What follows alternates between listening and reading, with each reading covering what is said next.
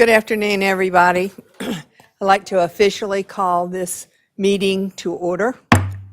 That's as official as I can get. John Stanley is going to present our invocation today.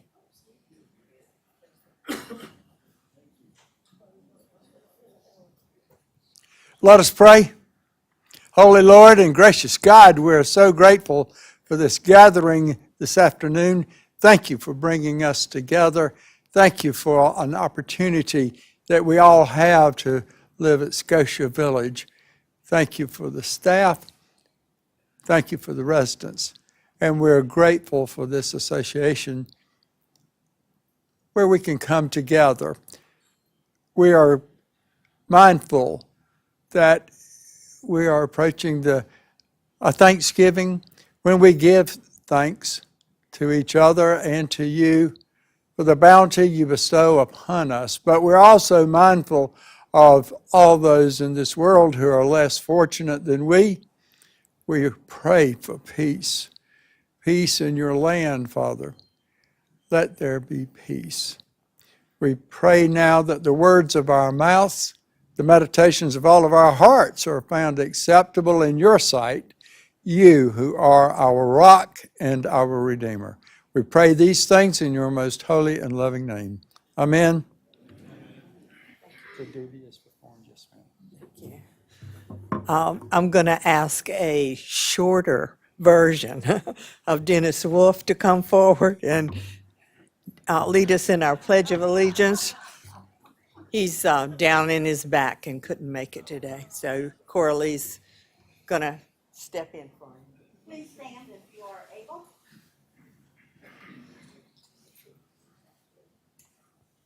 I pledge allegiance to the flag of the United States of America and to the republic for which it stands, one nation, under God, indivisible, with liberty and justice for all. Thank you. We have a quorum. Okay. The first item on the agenda is I need a motion to approve the agenda as stated. So Jim Wayne, seconded by Coralie. So move. In the notebooks out by the shredder are the minutes of the August 15th and the called meeting of September 19th, and I would entertain a motion to approve those minutes. Got it? Marilyn Salkert, second. All approve? Yay. Yay. Any opposed? No. Okay. In John's absence, I will present his president's report. Who would have thought that the third Tuesday and the fourth Thursday would be in the same week?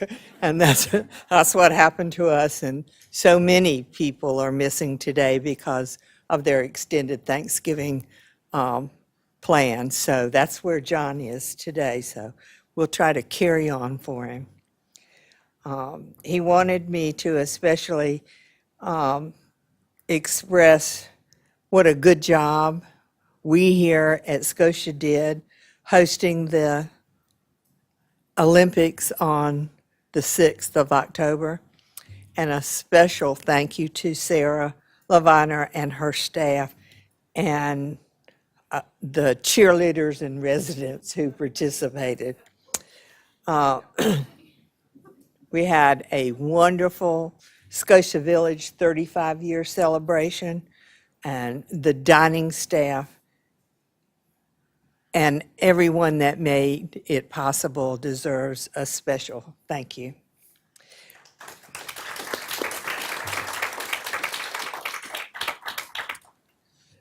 John says, on behalf of the Scotia Village officers and residents, I thank all committees for the fine job you are doing and making Scotia Village a good place to live.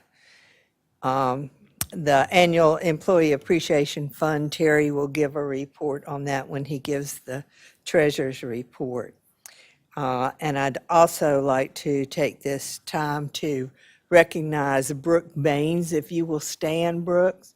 He was just recently given the governor's Longleaf Pine Award. And we thank you for all you do out in our community as well as in the state. Okay. Anybody will have our committee reports. Kathy, do you have a report? No, all is up to date. All right. Treasurer Terry, you have a report? The clicker's on the board.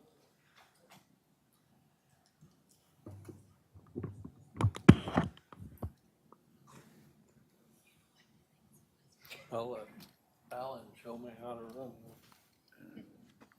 You could just point at Helen whenever you want something done. Yeah. Just hit that forward button right there, and then the red button. Does that red button. Right there. That's Okay. I just push it. just push it and then point it. There you go. You gotta hold it down. Ah, okay, that'll work. Okay. I'll get over here so I can see what I'm talking about. This is the statement for 5 months ending October 31st. And we started out at the end of May with $15,777. And the general fund had receipts of $2,000, and most of that is from the gift shop. The bridge had receipts of $1,040, and the employee appreciation fund prior to October 31st had receipts of $1,000. This section right here is what all the balances, this section down here, is what all the balances of the committees are. And this was the fund transfers. Going back up here, the expenditures, social activities committee for 5 months is $828. The general fund was $6,655. Hospitality, $85. Bridge was $1,100. Information technology was $104.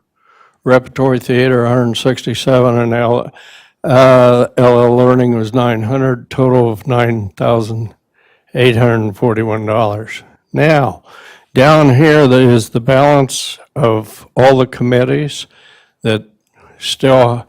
That's what is this $9,976 balance at the end of October is held by all the committees.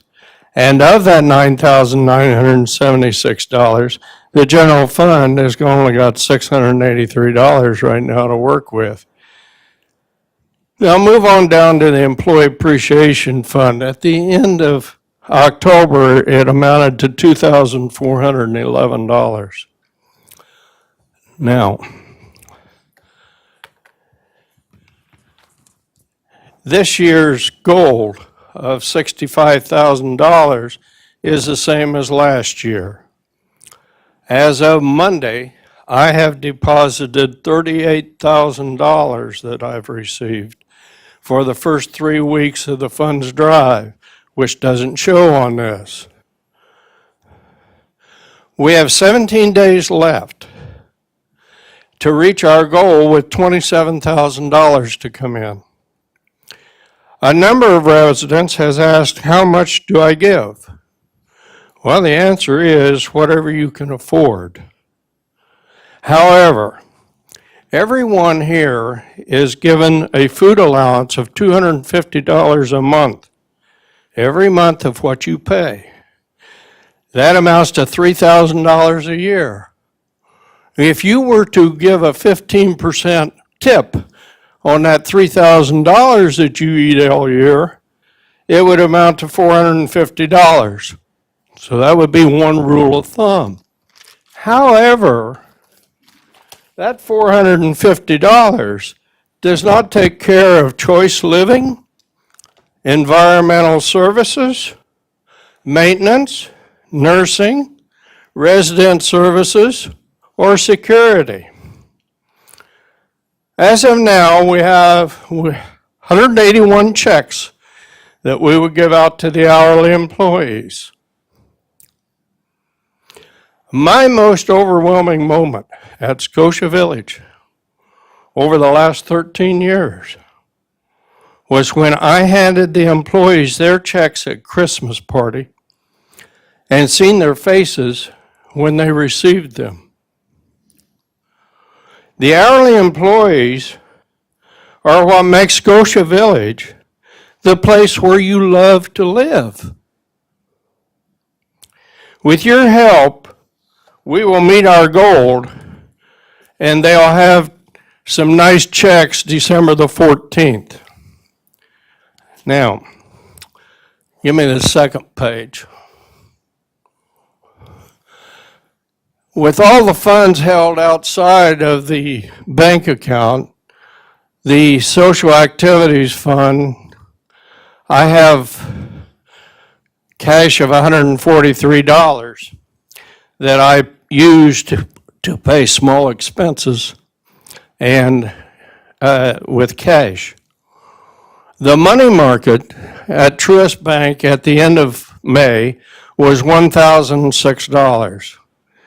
I transferred from the general fund $3,680, and our interest on that money market today is 2%. So we've got $18 instead of 3 cents, what it was. Total receipts is $3,698 for the 5 months. The money market at the end of October is $4,704. I have transferred to a CD the $2,500, which is due in January, and it's making 4% for us. I transferred another $2,500 since May to another CD, and it'll be due in March, and it's making 4% for us. The gift shop at the end of May was $2,769. Receipts the $3,725, withdrawals $3,639, and a balance at the end of October is $2,856. The balance on hand for everything outside of the bank account is the $12,704. Everything that the Scotia Village Residents Association has at the end of October is $22,680. Any questions?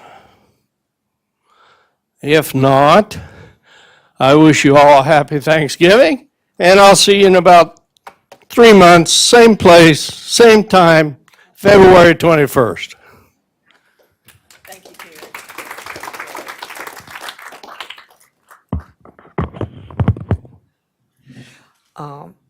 Before we go on to committee reports, I'd like to thank Tim Webster for joining us today from corporate. It's always good to have you with us, and thank you for taking the time to come and spend this hour with us. Next up is John Olmsted for NOCRA, and right after that, IT as well.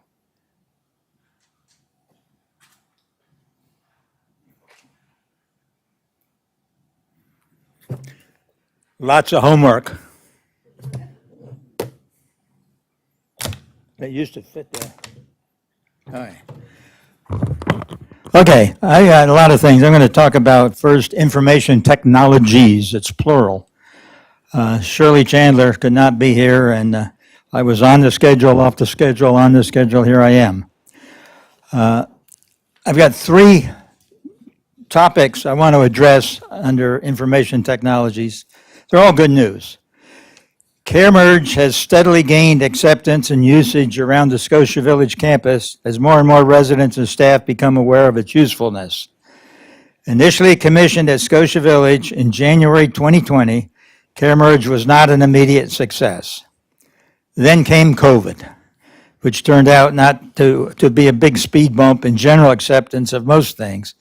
And usage of this program designed to help CCRCs communicate and engage with the entire community, including residents, families, and staff.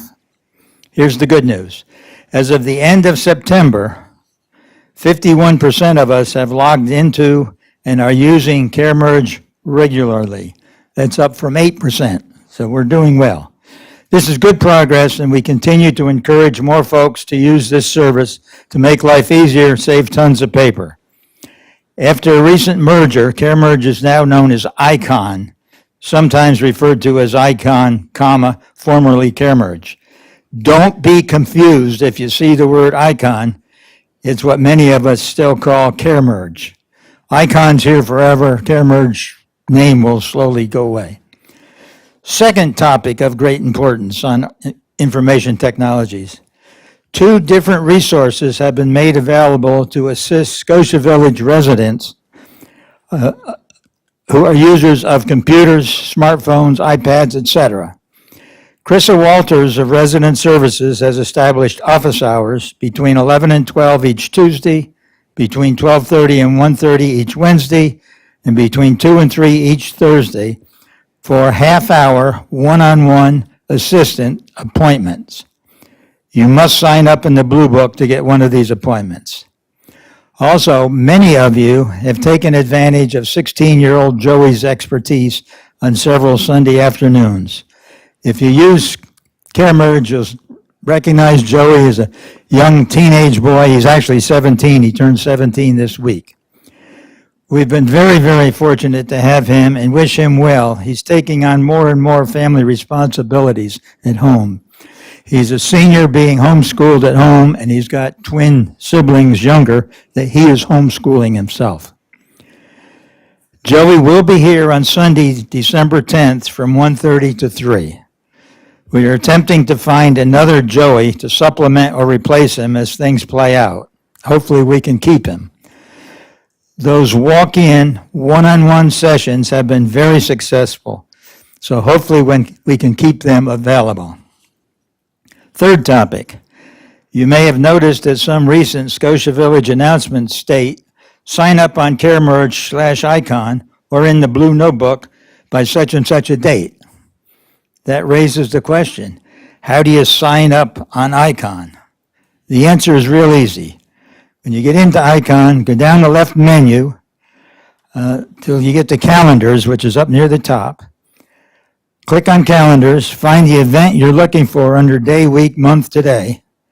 Click on that event, and a little box will come up on the right-hand side that says Register. Click on that Register block, and you will be registered. And if you don't believe it, click on the next box that comes up that says View Attendees. Your name will appear there. Anybody have any questions on that? Now we get into the real good stuff. This is NORCRA. Excuse me. For those of you that are not aware, NORCRA is the North Carolina Continuing Care Residents Association. All we care about is residents. It's got nothing to do with retirement. Number one, the 5-year battle to prevent the imposition of North Carolina sales tax is finally over. The bottom line product is contained in these 4 pages. North Carolina Department of Revenue. It tells our CCRC managers how to deal with the new tax law. But basically it says, don't charge sales tax to any residents, but do charge sales tax to any guests or alcoholic purchases or whatever. But residents do not get charged sales tax. This success will save North Carolina CCRC residents millions of dollars in state taxes. Specifically, over $4,000 next year for Martha and me. I mean, that's a lot of money. I can't thank Scotia's 163 NORCRA members enough for their support during this fight. All but 7 Scotia Village independent residents are currently NORCRA members. Number 2, you think Scotia's work or NORCRA's work is over. Far from it. Next on the NORCRA priority list is to oversee and influence the General Assembly approval of the draft statute that governs North Carolina CCRCs. This draft statute was a one-year effort accomplished by a state-appointed committee consisting of 5 NORCRA folks, which included myself and General Willis from Scotia Village, included 5 CCRC management folks, included Leading Age of North Carolina, which represents CCRC management, included 5 experts representing financial, auditing, lawyering, insurance, etc., and 5 Department of Insurance personnel associated with governing CCRCs. In addition to the appointed folks, many folks, and within Scotia there were several of us, and within NORCRA about 20 of us, who were background characters assisting in this monumental task. The end product is this 54-page draft statute update that has been approved by the Senate. So this has been through all the wickets, been through all the subcommittees in the Senate. I sat through most of them. It was interesting for me, I had an education. One of the senators asked if NORCRA and NASCAR were the same thing. Scared me. The House will take up their side of this draft bill during the short session, and with Senate concurrence, it will become law. Why is approval of this statute so important? First of all, it retains the resident protections in the current statute. That was our going-in position. We had to do that. Since most of the new CCRCs are for-profit, vice not-for-profit, the governing rules need to be adjusted to accommodate them. But most importantly, it gives the Commissioner of Insurance greater authority and guidance to identify and engage sooner any CCRCs that exhibit adverse trends with respect to resident contract promises, primarily fiscally, but whatever. Additionally, it adds a truth in advertising clause. You would have thought that would have been there 25 years ago, but it wasn't. Excuse me. The truth in advertising includes marketing, amenities, brochures, etc. And specifically things like they show a pickleball court with a bunch of minorities playing pickleball, having a good time, and that's supposed to represent that CCRC. That CCRC does not even have a pickleball court, let alone, a handful of minorities playing. Brochures that include swimming pools and things that do not exist. When this thing is approved, if you don't have it, you can't show it or advertise it. It requires prospective residents to read and certify that they have read the current disclosure statement. Right now, the disclosure statement is handed to new residents and they say, go take it home and do what you want. It requires escrow funds to be delivered to the escrow account within 10 days. Now there's no limit, so they can hang on to escrow for months and months. Precludes commingling of funds. Big one. Gee, if the management company owns a CCRC, we can commingle all those things and you'll never figure out where the money is. It forbids using escrow monies as collateral for loans. Many of the CCRCs that have primarily 90% and 100% refund programs have been using that money, which is all resident monies, as collateral to go borrow money.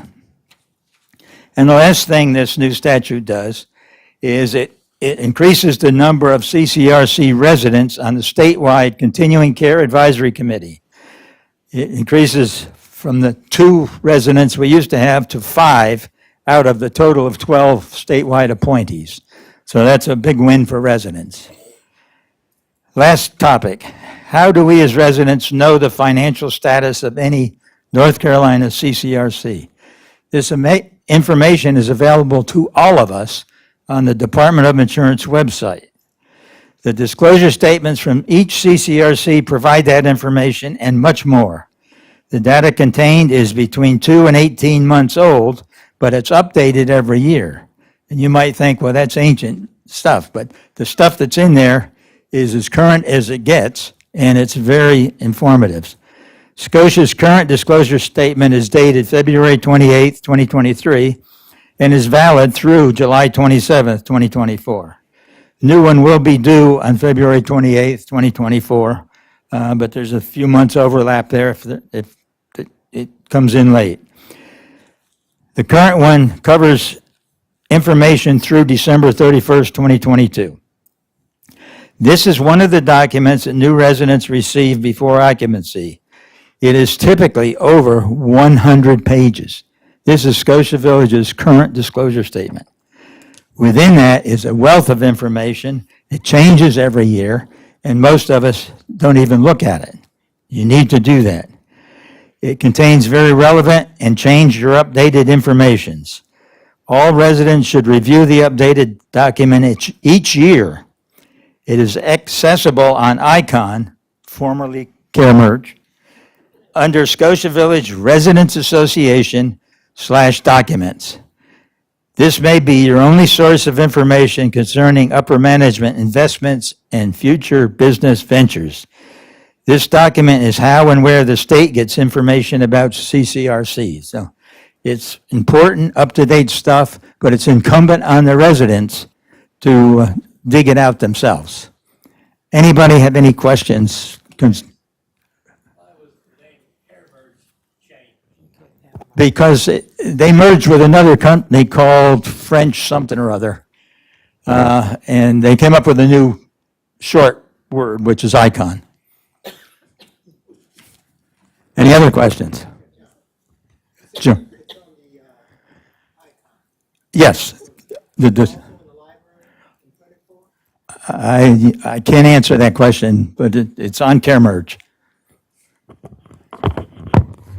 Thank you, John. You're welcome. And thank you for all your hard work, you and the others that do that.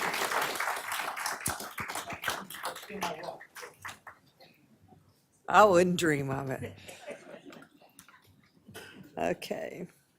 We'll continue with our committee reports. Chris Nance with concerns.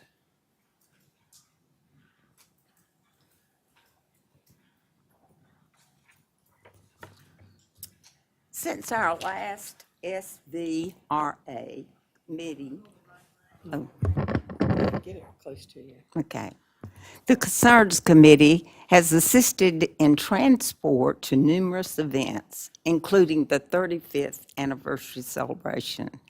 Our 16 committee members visit regularly with 36 different residents in Tartan Place and Heather Glen.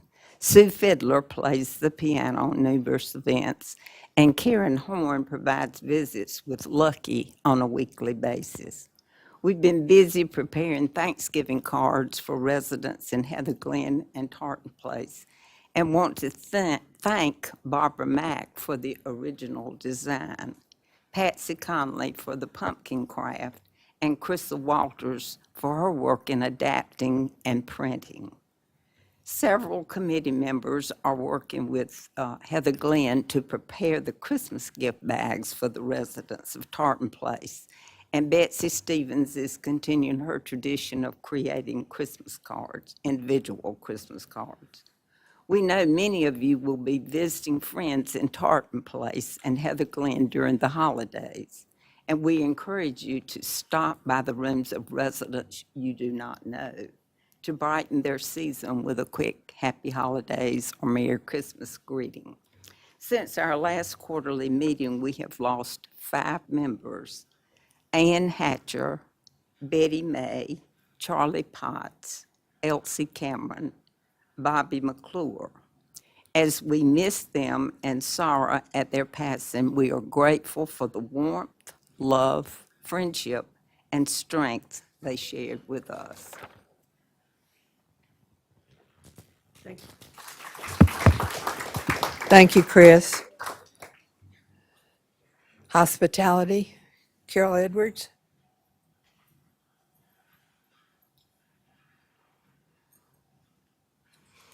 Hello, how's everybody today?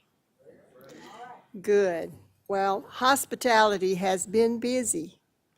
Since our last meeting, we have greeted 8 new residents, and 6 of those are individuals, and we have 1 couple. And that couple moved into our first new construction, one side of the new villa. And so that was exciting, and I'm sure many of you went to the drop-in for that new construction. A committee member visited each one of the new folks and presented them with a welcome gift, either honey or a small baked bread in a homemade basket. The honey is provided by Harry. And Harry, we thank you for that. And the bread is and the basket provided by Carol Howard, who is a member of the hospitality committee. So we thank you folks for providing those nice gifts for us to share. That's so nice that they're from right here at Scotia Village. After their visit, I visited with a booklet, which is information about Laurinburg and all of its local businesses, or well, some of its local businesses. We can't get brochures on everything. We also gave the new residents a copy of the bylaws for the Residents Association, all of the officers of the current year for the association.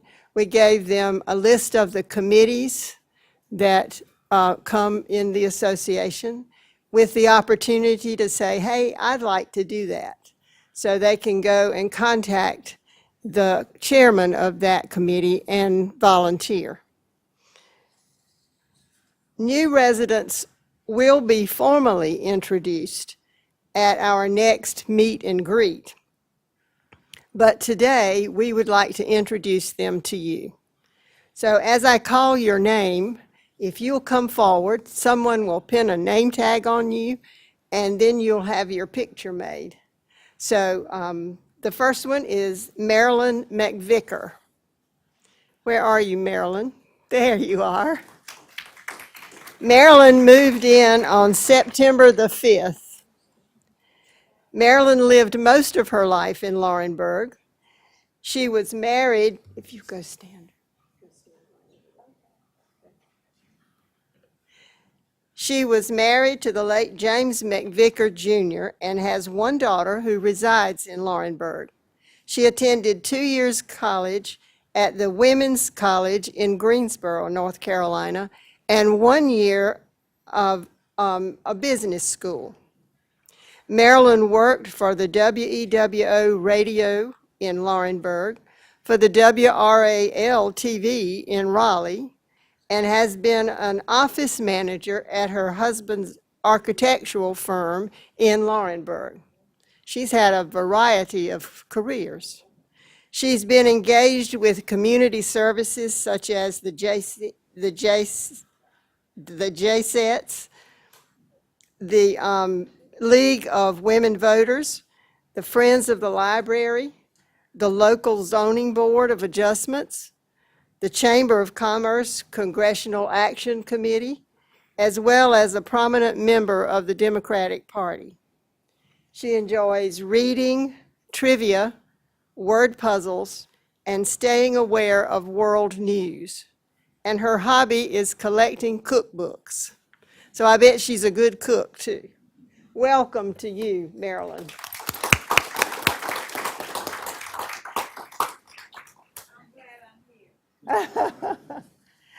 All right, our next move-in was October the 2nd, And that was our couple, Rod and Marcia Froman.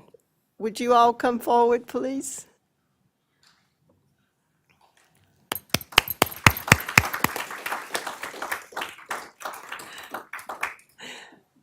Rod and Marcia lived in Rochester, New York for the last 26 years. They have two daughters.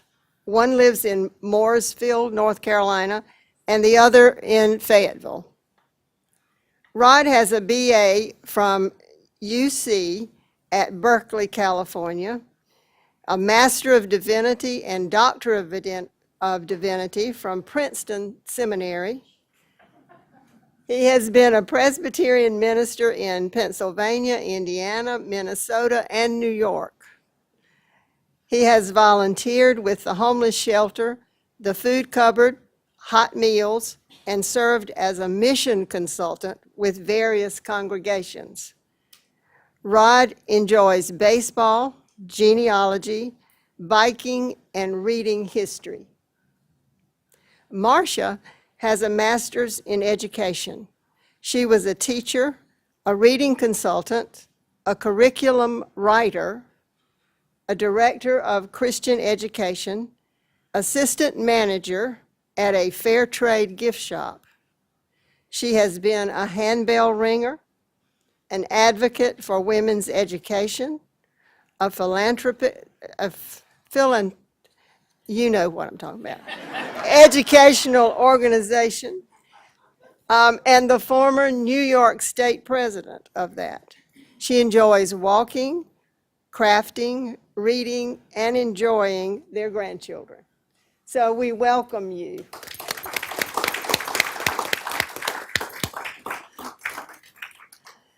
Our next resident is Eleanor Sells. Is Eleanor here? I don't see Eleanor. Eleanor has lived most of her life in Dutchess County, New York. She has one son who resides in Illinois, two stepsons in Vermont, and one stepdaughter in New Hampshire.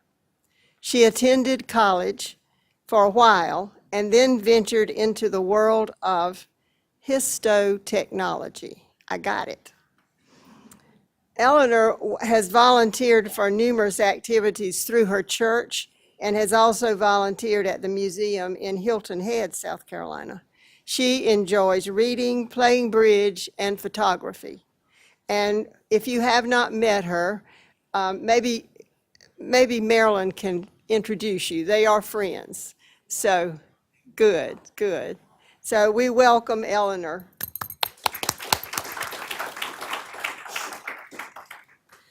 Our next resident is Russ Seitz. Is Russ with us? There he is. Come on up, Russ. Can you come up? Come on down, yeah.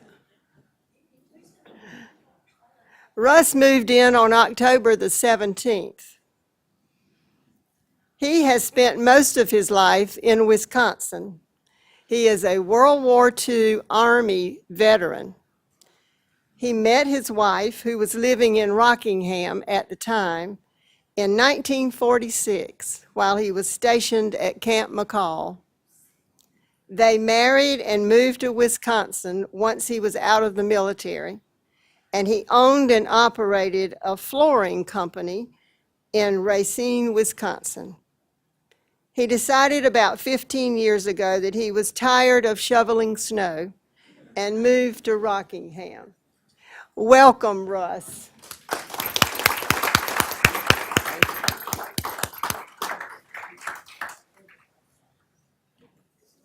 Our next resident moved on November the 2nd. Betsy Burke. There's Betsy. Betsy is moving here from Connecticut, where she lived most of her life. She has a daughter in New Jersey, a son in Connecticut, and a daughter who resides in Fayetteville, right here next door. She spent her career as a secretary and a teacher, and she is a literacy volunteer. Betsy enjoys playing bridge, reading, and gardening. So welcome, Betsy. And I think she's already gotten involved with bridge in Laurinburg, and right here at Scotia. Okay, we have two more. The next one is Mary Lou Lee. Is Mary Lou with us? I don't see Mary Lou. Mary Lou moved here from Bennettsville. She has lived there since birth. Her brother Luke has been her closest friend and relative for many years. Mary Lou has been deaf since birth. She is a graduate of the South Carolina School for the Deaf. She's going to have a knee replacement in a couple of weeks, and so she wanted a place where she could recover. She enjoys reading and loves to color. She is also interested in learning to paint, so maybe she's joined our art classes. So let's welcome Mary Lou. Maybe we'll get to see her. She's playing chair volleyball. Wow. And water volleyball too. Oh, that's wonderful. That's wonderful. I worried about being able to communicate with her, but it hasn't been. She does well. She does well. All right, and the last one we have, last but not least, Don Coleman Jr. He moved in on November the 16th. Don is moving here from Fayetteville. He has a master's degree in education and has spent most of his career in Cumberland County school system. He has taught math, physical education, not PE. I got instructed on that, Sarah. Physical education and health. Don has also taught driver's ed for several years. And he was also an assistant principal for a portion of his career. He very much enjoys volunteering in several capacities in his church, and he's done this over the years. He enjoys reading, he enjoys walking, going to the gym, and fishing. So welcome, Don.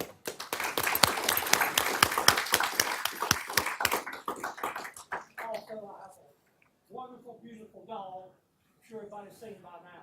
His name is Zeus. Thank you for mentioning that. We met Zeus yesterday.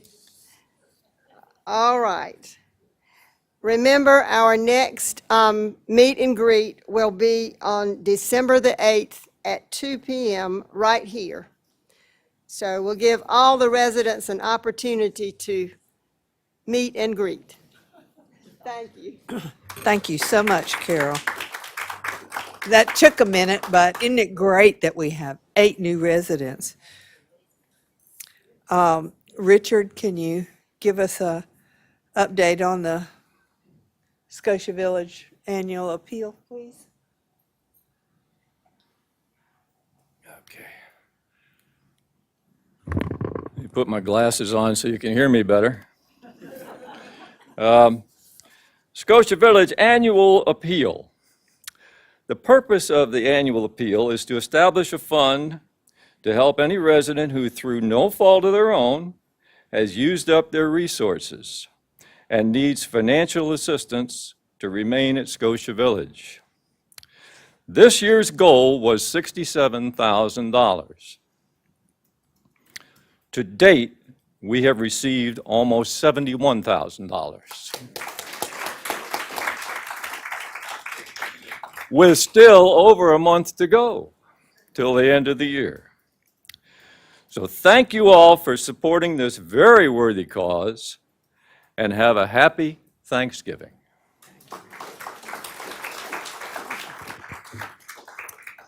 Okay. I have no new business. Does anyone have any new business? And subsequently, I don't have any old business either, unless some of y'all have some. Okay, so at this time, we'll turn it over to Alan for his director report. Thank you, Sue, for allowing me the time. Hello, everybody. Hope y'all are doing well this beautiful, whatever day, November the 21st. It's a Tuesday, yes. Whenever the concerns comes up, I always like to listen to the names, as you know, and picture them in my mind. And the vision that came to my mind this time was with Bobby McClure. When I was first here, I only knew her as a blur. She had a black, and it was trimmed in, I think, almost like a lime green trimming, like little outfit, like a jogging outfit. And she walked this whole campus all the time at a breakneck speed. I mean, I only knew her as, hello, Ms. McClure. That's the vision that came to mind, but she walked everywhere on this campus, and I miss her a lot. She was a really cool lady beyond just the walking. She was a really awesome person.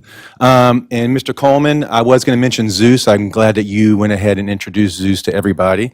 He's got his own cart. If you haven't seen it, he pushes them around like Zeus should be pushed around. So that's really cool. And then also, like Sue said, it was awesome to see so many new residents here at Scotia Village. That's really, really awesome to see. Was it 8? Is that what we counted? Was 8 folks. So that's really, really good. And then also, again, thank you so much for the annual appeal. The goal was a high goal this year, and we made it and still have time to go. So thank you for your generosity on that. As always, I'd like to start the show with the exciting financials. So strap in. As of August 31st, our year ends in September, so we're actually in the new budget year already. But as of August 31st for the last budget year, our revenues were doing pretty good. They were outpacing our budget by about $540,000. But you can see, as always, through the whole year, our expenses have been over, and that continues to be the case. We're about $744,000 over in expenses. And the main drivers for that are the same ones I've mentioned to you for the past year. Group health insurance is over by about $250,000 this year. Remember, we're self-insured. We pay the first $150,000 of every claim that comes through on our health insurance policy. Unfortunately, we've had some very high claims this year, so we're over there. On budget, also, remember at the beginning of the year, we were dependent on some temporary staffing and nursing. You pay about twice what you would pay your own employee when you have to bring in agency. When it was so hard to find nurses and care aides, we did have to depend on that. We're about $150,000 over there. And then raw food. We budgeted more last year, but food cost more. And I always tell y'all been to the grocery store. It doesn't seem like it's ever going down. It keeps going up, up, up. My wife and I leave the grocery store with 2 small little boxes of food. It's over $100 every week. It's the same for Ken and his team, except exponentially more. So it's been a challenge. That said, we did make August. We were over budget by about $30,000 in August, leaving us short of our operating income by about $200,000. We're at $600,000 through August. I expect a similar month, probably in September. So we'll be short of budget, but we won't be too bad considering all we had to deal with. Cash and investments from operations is about 10.1, and then cash and investments from foundations is at 8.6 for around 19 million. And remember, the cash is a little bit down, but remember, we're using cash to pay for our construction costs. So that is bringing cash down, but our investments for the year are up, although they weren't up in August, but for the year they are. Our outstanding debt is going down every month, thank goodness, to 5.9 million. Days cash on hand, we are at 251, a little short of budget, but that's still a healthy number. We're required to be at 120 days cash on hand. If you put our foundations in, we're at 464 days cash on hand. Any questions on the first page? I'll let y'all contemplate for a second. All right, here we go. All right, net entry fees. I don't know if Will is in here. Yeah, I see Will back there. As you just heard, the sales team has done a great job this year of bringing people into our community. They're interested in what we do. Through August, we're almost at goal. Our budget was 1.8 million. We're at 1.76. Pretty sure we'll get there. We had some more entry fees come in August as well. So our purchase of fixed assets, that's hard to say. is at 1.9, and that includes the money we're spending on our construction. We're over budget, but the construction was added in there, which wasn't part of the it doesn't make, I know it doesn't make sense, but we're doing okay with our capital expenditures as far as operations go, but when you throw in the construction, it throws it over budget. Charity care, we're at 970,000 or 7%. We're required to be at 5%. Our debt service coverage ratio, 2.37 against a budget of 2.05. We're required to be at 1.2, so we're over there as well. Overall, it has been a challenging year, but I think we've done pretty well through it, and we're in a pretty good financial position currently. Is there any questions about the financial dashboard? All right. Debt service coverage ratio. There we go.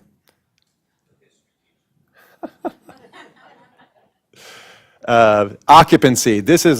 I love this page because what does every number on our occupancy percentages begin with? A 9, which is outstanding. That has not been the case.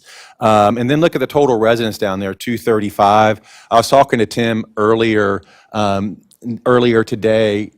During COVID, I think our healthcare in skilled nursing, we were down to 34 residents at one point in skilled nursing. Our resident count was down to about 212 total residents, which obviously wasn't going to be sustainable for us as a community. To see where we are now, y'all should feel really good about those percentages and also the number of residents living here at Scotia Village. We've come a long, long way in the 2 or 3 years since COVID. All right, I like to do a little palate cleanser in between. There's new technology out there which allows, all you gotta do is take a picture of an athlete in action, and you feed it through a machine, and it tells you what that athlete was thinking. And we were actually able to test that new technology on a couple of our athletes that participated in the Olympics. They don't know that they participated, but I got the results in last week, so I wanted to share just a couple of those with you. I feel good, na na na na na na na. I knew that I would now, na na na na na. She's doing some type of dance there, and I was wondering what she was thinking, and now I know she was doing her best James Brown in her brain. And then opposites make for great teammates. Sue was playing bocce ball, and what she was thinking was, why would anybody want shoes that bright? The glare is just awful. And then Jim Nance was her partner, and he was thinking, I really like those bright shoes. I'm going to ask her where she got them. And in case you're wondering, the bright shoes are right here. So it's in the beta to testing this technology, but I think it was pretty accurate so far. And then this last one, I love this. These are not athletes. These are people just having a great time at Scotia Village. Life ain't too bad. This was at a not recent maybe, but in the near past, social gathering on Friday on the back patio. I just love seeing all the smiling faces. It's life ain't too bad, right? I was hoping to get a new picture, but I haven't got one. But this is of the construction area back where the construction site is, obviously. We've come a long way since this picture was taken. Obviously, the Fromans are now living in their home. There's not dirt in their front yard, that kind of thing. So I am excited to say that the villa on the left is now sold as well. Some folks will be moving in there early next year. This unit is the next one to be occupied. It also has grass. If you haven't been out there, a lot has happened with the landscaping over the past little while, a lot of stuff. So if you haven't been there, check it out. Also, this road has been paved as well, so that's done. But like I said, these folks should be moving in sometime at the end of this month or the beginning of next month. And then this house back here, of course, now has a roof. I think it's got the drywall up in it as well. They're doing a lot of finishing stuff in there. Should be occupied first part of the year, and then this last one is right behind this one as far as the progress of it. It should be occupied January, February. I'm looking at Will. Is that about right? Somewhere around in there? So we're really coming along on the construction out there, and those will all be occupied by February, hopefully. Does anybody have any question on the construction that's going on out there? It's exciting stuff. I love having people finally living in these places. It's really cool. Will the address be? Will says yes. Yeah, Cameron Drive. And then there's a couple other things, item of interest. Tim's here, and he's going to share just a little bit of information about how the merger's going and what's going on with it. And then I'll have a few more things to share with y'all. Tim?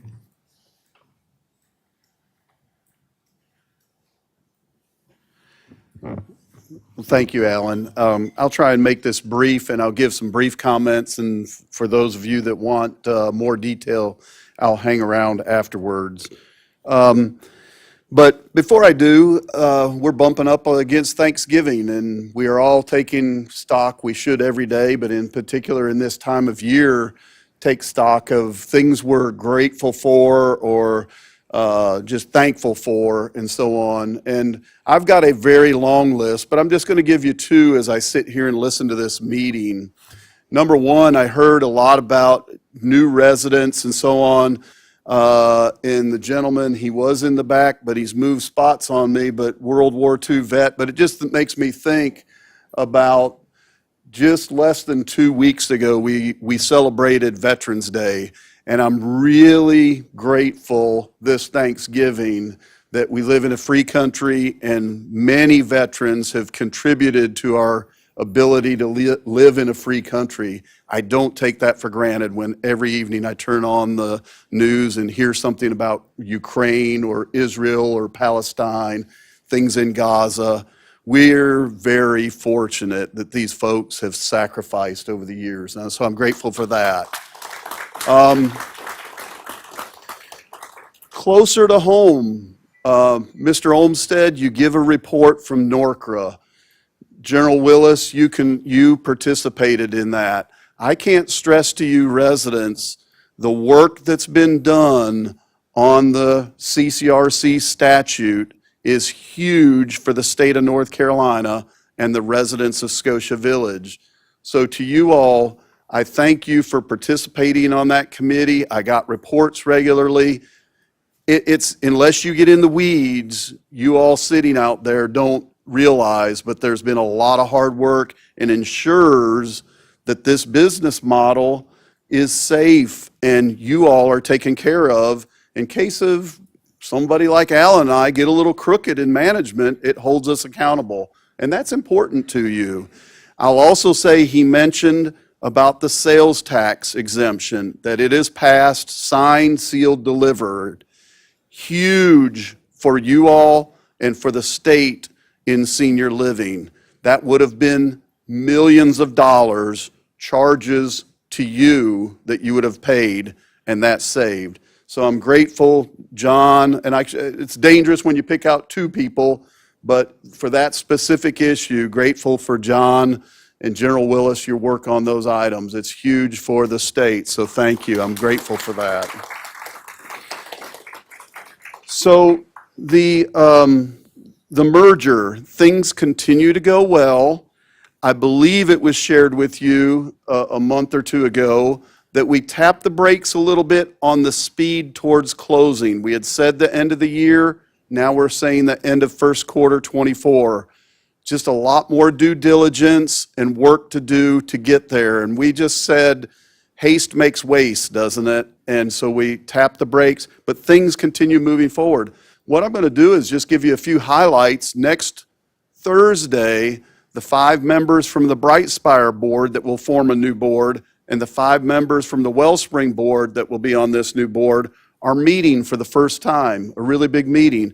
And really, I'm letting the cat out of the bag here. This is from their agenda. What are they going to be talking about? So one of the biggest items they will be talking about next Thursday is this co-CEO arrangement.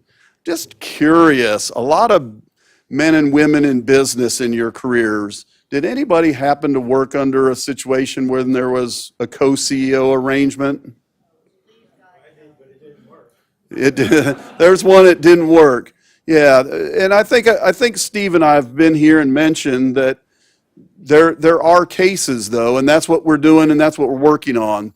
So next Thursday we'll be sharing with our board. We've been working really hard with a team building coach to come up with our job descriptions. My areas will be primarily operations. Steve's areas will be primarily strategy and governance. But then we have a whole nother list of things that are common to both of us in how we will operate that. And probably key, although Steve and I have really worked really well together, we know from time to time, as a co-CEO, there will be disagreements. How do we solve that? How do we go about remedying those things and get to a decision and move the organization forward? So we're going to be sharing that type of information with the board. They'll be reviewing, providing input for us to move this forward. That board will be looking at employment agreements. Tim goes haywire. How do we have an agreement of how he exits? Steve goes kind of off the rails, if you will. There needs to be an exit provision, and that needs to be planned out before we get into a situation and emotions are running high. So that's a very big item that we'll be talking about next Thursday. Also along those lines we have been spending a lot of time with the senior management team of both organizations.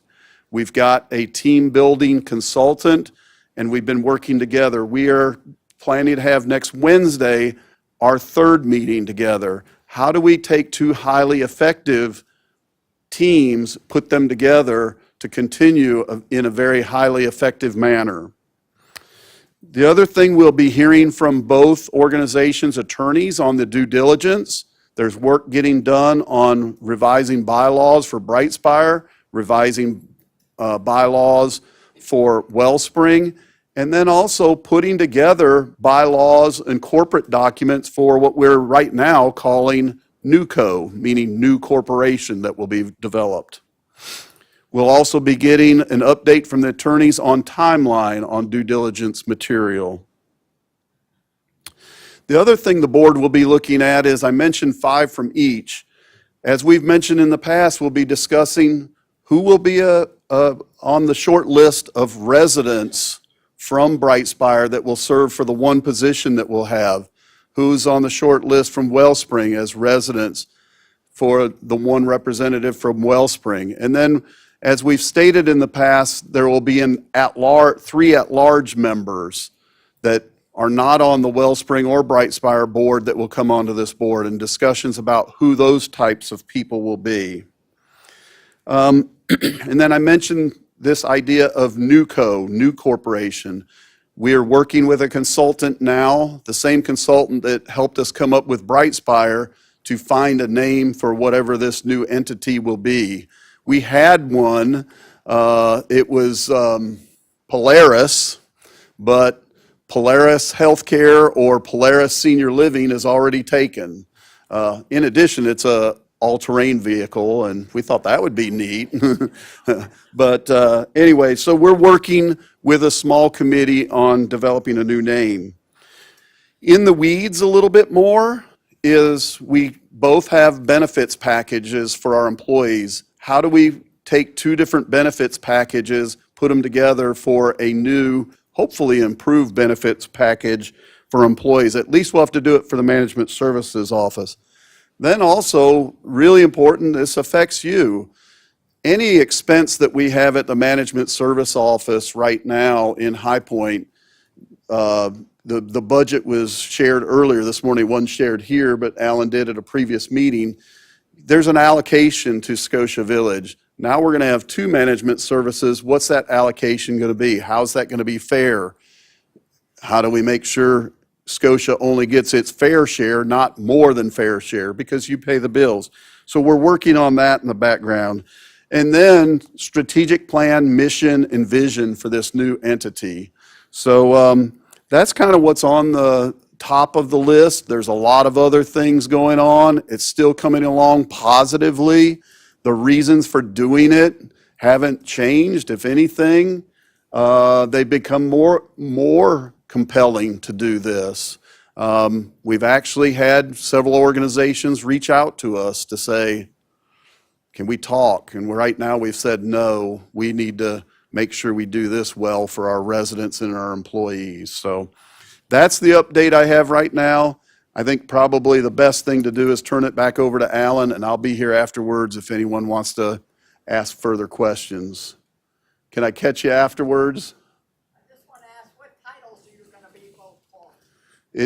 the question was, what titles will we both be called? And the title is co-CEO.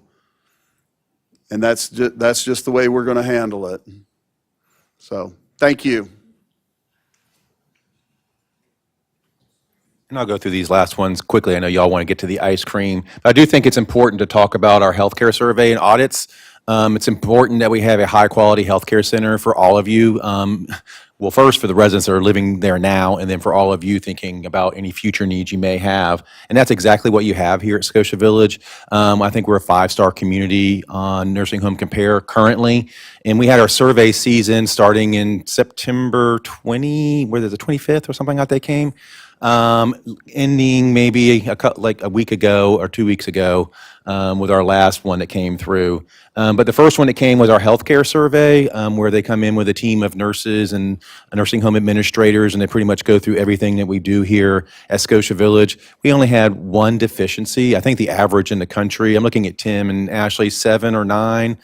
Something like that. We had one deficiency, which we had already fixed well in advance, so we had no plan of correction, which was outstanding. I'm looking at Ashley, and I'm looking at any other team members in healthcare that are here. It's a testimony to the hard work they do every day. It's not easy running a nursing home. Takes a lot of work. It's the most regulated industry in the country, maybe even more than nuclear energy now. I don't know, with all the new rules we get. But they do a great job down there. If you see a healthcare team member, congratulate them on a good job. The next thing that came in, I think maybe Ken's maybe came in next, the sanitation down in our healthcare center, 98.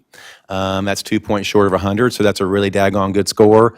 Also, the 98 in our independent living cafe and dining room as well. So outstanding job to Ken and the dining team. They work hard every day as well. Next came life safety. I think Greg has left at this point, but life safety looks at our compliance with the fire code to make sure our residents in healthcare are safe in the event of any type of fire. One small deficiency, they found some doors that were they were warped a little bit away from the door jamb. Very minor deficiency, fixed already.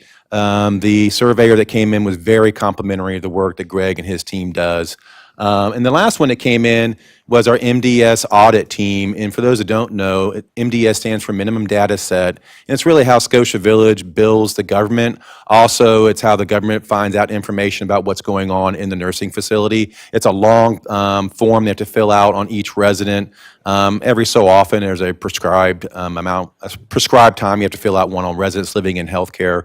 Our MDS coordinator is Amy Covington. She's an RN down there. They come in once a year and do an audit of, is it 10 files, 25? It depends on how many Medicare residents apply, so they do a percentage. Yeah, how many was it this year? They put 13 records. They pulled 13 records, and they found one document missing out of all the thing they went through the audit. Was that correct? Yes. Yeah, so, We're allowed a 15%. yeah, so you're allowed, that's a 25%, wasn't it? You're allowed a 25% error rate. Ours was only 9% because of one document missing. So that's an outstanding job. In the previous few years, it's been 0%. This year it was 9%. That's still very, very good work. So between all those, I think y'all should feel pretty good about the healthcare center that we're operating. Sure, we have issues from day to day, but the team works very hard to provide a high quality service to the residents living there.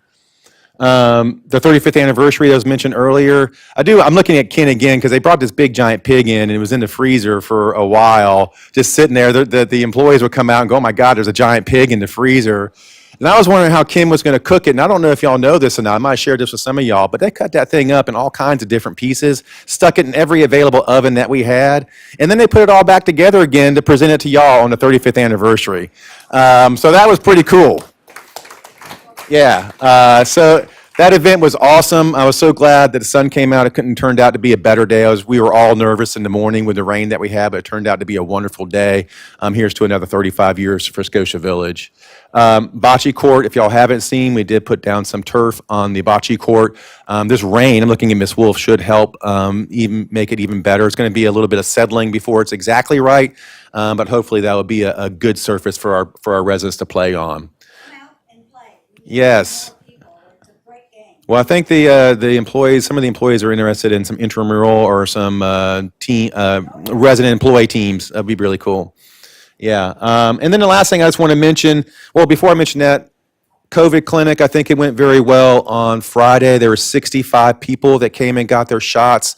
So thank y'all for being orderly when you went down there to get the shot. I think that space worked well. The hospital did well. So I think that went really, really, really well. So the last thing is we have ordered some new dining room chairs. They should be here around February. The dining committee was charged with testing them out. Each one of them came in and checked out the chair that we had, thought we would wanted to get. It met with approval, so we have ordered the chairs, and it should be here, like I said, in February. And we want, in the next, I mentioned that first because it plays into the second part. We have engaged an architect to start thinking about redoing our dining space. And then thinking about the programming that goes into the renovation. So there'll be some resident sessions about input on that. But we just started that process, and we wanted to order a chair that would work in kind of a more formal environment that we have now, and something that might, if we want to go less formal, can work in that area as well. But we just started that process, and y'all will hear more about the changes in dining as the year progresses. But that is all I have, and thank you for the time, Ms. Vice President.